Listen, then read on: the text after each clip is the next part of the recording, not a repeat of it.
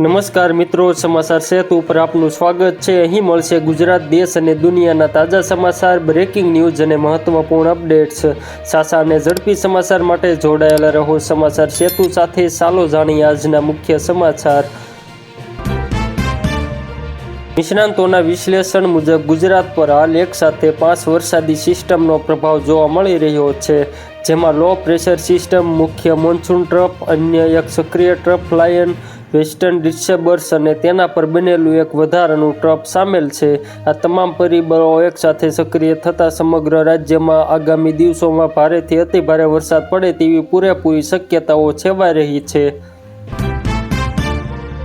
ભારતભરમાં ભારે વરસાદની ચેતવણી આપતા 10,000 કિલોમીટરના મોન્સૂન વાદળોએ એશિયાને આવરી લીધું।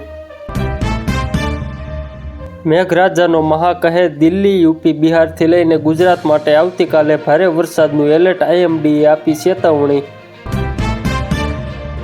બેસરાજીમાં 8 ઇંચ વરસાદે મચાવી તારાજી, ઘરોમાં કમર સુધી પાણી, માર્કેટયાર્ડમાં કરોડોનું નુકસાન, 10થી વધુ ગામોનો સંપર્ક તૂટ્યો। પેપર લીક પર સંશોધિત બિલને મોદી કેબિનેટની મંજૂરી, 10 વર્ષ જેલ અને 10 કરોડના દંડની જોગવાઈ। મુંબઈ ગુજરાત હાઈવે પર 40 કિમી લાંબો ટ્રાફિક જામ, વરસાદને કારણે 72 કલાકથી હજારો વાહનો અટવાયા। ખેડામાં ભારે વરસાદ વચ્ચે કરુણ દુર્ઘટના, અંધારામાં ટર્ન લેવા જતા પાણીના ઘસમસતા વહેણમાં કાર ખાબકી, અમદાવાદના 4 યુવકોના મોત।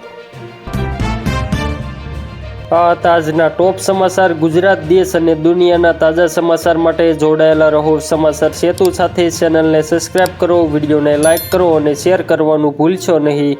આભાર।